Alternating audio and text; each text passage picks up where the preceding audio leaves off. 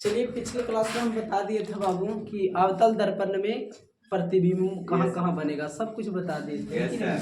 तो चलिए आज हम लोग पढ़ेंगे अवतल दर्पण में वस्तु को सामने, यानी कहने का मतलब इधर, इसके माध्यम से एकदम आसान से याद हो जाएगा, है कि नहीं? तो याद रखिएगा आप लोग बाबू कि जैसे जैसे इधर वस्तु, जैसे जैसे वस्तु दर्पण के सामने चलता जाएगा वैसे वैसे प्रतिबिंब क्या होगा, हटते जाएगा। आया समझ में? याद रखिएगा जब वस्तु अनंत पर रखेंगे, कहाँ पे रखेंगे? अनंत पर। तो बाबू प्रतिबिंब देखिए बनेगा छोटा, कहाँ? बहुत छोटा, फोकस यही ना होता था। तो जब प्रतिबिंब देखिए कहाँ रख लिया, वस्तु कहाँ रखा हुआ है, बोलो अनंत पर। कहाँ? अनंत पर। देखिए प्रतिबिंब बना है कहाँ? फोकस पर। कहाँ पे बना है?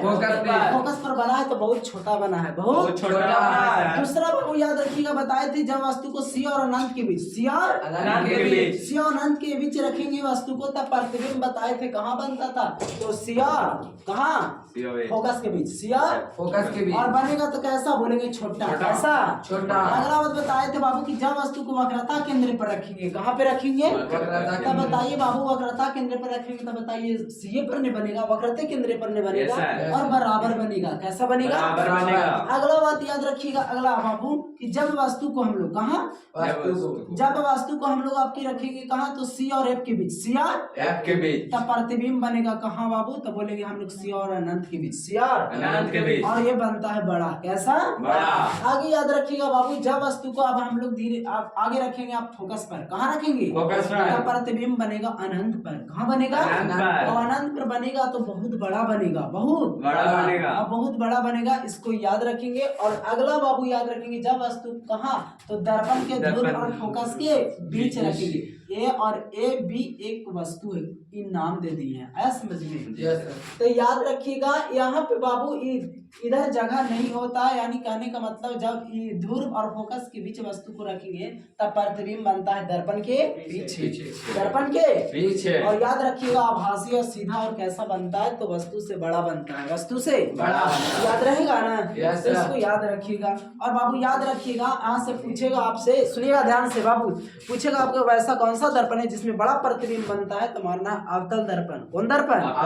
पूछेगा वैसा कौन सा दर्पण है जिसमें आभासी भी और वास्तविक दोनों प्रकार का प्रतिबिंब बनता है, तो मानना है कौन दर्पण? अवतल दर्पण। कौन दर्पण? पूछेगा बताइए अवतल दर्पण के सामने जैसे जैसे वस्तु नजदीक जाता है वैसे वैसे प्रतिबिंब की दूरी कुछ होता है बाबू, दूर जाता है। याद रहेगा?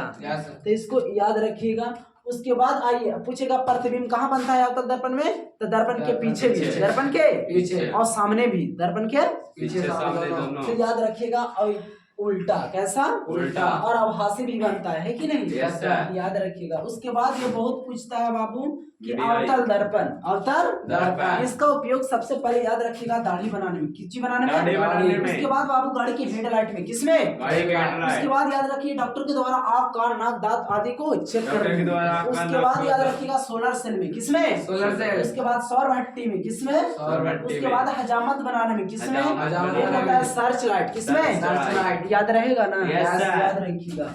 उसके बाद अगर पूछिए ये बाबू उत्तल दर्पण का उपयोग, तो बोलेंगे गाड़ी के साइड मिरर में, गाड़ी के साइड मिरर के रूप में किस दर्पण का उपयोग मारना है? उत्तल दर्पण। कौन सा दर्पण? उत्तल दर्पण। उसके बाद याद रखिएगा पीछे आने वाली वस्तुओं को देखने में किस दर्पण का उपयोग होता है? उत्तल दर्पण। कौन दर्पण? आगे याद रखिएगा सड़क पर, कहाँ? सड़क पर लगी हुई परावर्तक लैंप के रूप में किस दर्पण का उपयोग होता है? तो मारना है आप लोग कौन दर्पण? उत्तल दर्पण। तो स्ट्रीट लाइट में पूछेगा किस दर्पण का उपयोग होता है? तो मारना है उत्तल दर्पण। कौन दर्पण?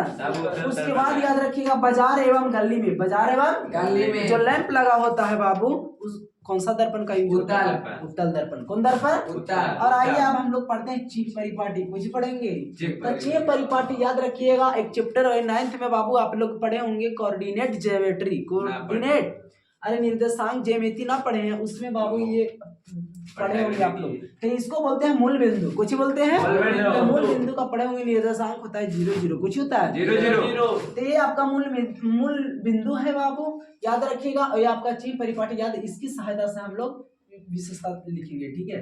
तो बताइए ये आपतित किरण की दिशा, आपतित किरण की दिशा, ऐसे ही वाला लाइन को बोलते हैं हम लोग हॉरिजॉन्टल लाइन, क्षैतिज रेखा। कौन रेखा? और जो खड़ा है इसको बोल देंगे वर्टिकल लाइन। कौन लाइन? इसको ध्रुव रेखा बोलते हैं, ठीक। और ये होता है बाबू प्लस, कैसा प्लस। और ये होता है आपका प्लस, कैसा प्लस। और ये दोनों होता है माइनस। माइनस। तो याद रखिएगा बाबू, ये आपतित किरण, कौन किरण? आपतित किरण। आपतित किरण की दिशा में मापी गई सभी दूरियां कोची में होगा? तो बोलेगा धनात्मक में, किसमें? पॉजिटिव में। लेकिन आपतित किरण की विपरीत दिशा में, कौन दिशा में? जा रही थी आपतित किरण की दिशा उधर, लेकिन आप फिर विपरीत दिशा, कहने का मतलब उल्टा, कैसा? तब आपतित किरण के विपरीत दिशा में मापी गई जो दूरी होगा कैसा होगा? ऋणात्मक में, किसमें? माइनस में। उसके बाद याद रखिएगा बाबू, मुख अक्ष के ऊपर, मुख अक्ष के ऊपर। इसको बोलते हैं हम लोग मुख अक्ष। जैसे ये दर्पण है बाबू, तो इसी को ना हम लोग बोलते हैं बाबू, इसको मुख अक्ष या प्रधान अक्ष। मुख अक्ष या प्रधान तब अक्ष। मुख अक्ष के ऊपर, मुख अक्ष के ऊपर मापी गई ऊंचाई होता है आपका कोची में धनात्मक में, धनात्मक किसमें? में। लेकिन मुख अक्ष के नीचे, मुख अक्ष के नीचे, मुख अक्ष या प्रधान अक्ष के नीचे मापी गई जो ऊंचाई होता है ऋणात्मक में, किसमें होता है? माइनस में। याद रहेगा, Yes, sir. इसको याद रखिएगा, ठीक। Yes. उसके बाद इसकी विशेषता याद पूछता है बाबू कभी कि दर्पण, बताइए दर्पण में सभी दूरियां कहाँ से मापा जाता है? तब बोलेंगे ध्रुव से। कहाँ से बोलेंगे? ध्रुव से। तब बोलिए दर्पण में सभी दूरियां कहाँ से मापते हैं? ध्रुव से। दूसरा बात याद रखिएगा, आपतित किरण की दिशा में मापी गई सभी दूरियां होता है धनात्मक में, किसमें? धनात्मक। और उसके बाद आपतित किरण की विपरीत दिशा में, कौन दिशा? मापी गई सभी दूरियां कोची में होगा? ऋणात्मक में, किसमें? और उसके बाद बाबू मुख अक्ष के ऊपर, मुख अक्ष के ऊपर। यानी मुख अक्ष के देखिए ऊपर मापी गई ऊंचाई होगा धनात्मक में, किसमें? धनात्मक। और यहाँ भी याद रखिएगा मुख अक्ष के नीचे, मुख अक्ष के नीचे मापी गई ऊंचाई किसमें होगा? धनात्मक धनात्मक में, ठीक। Yes, sir. सब्सक्राइब कर दियो भैया। भैया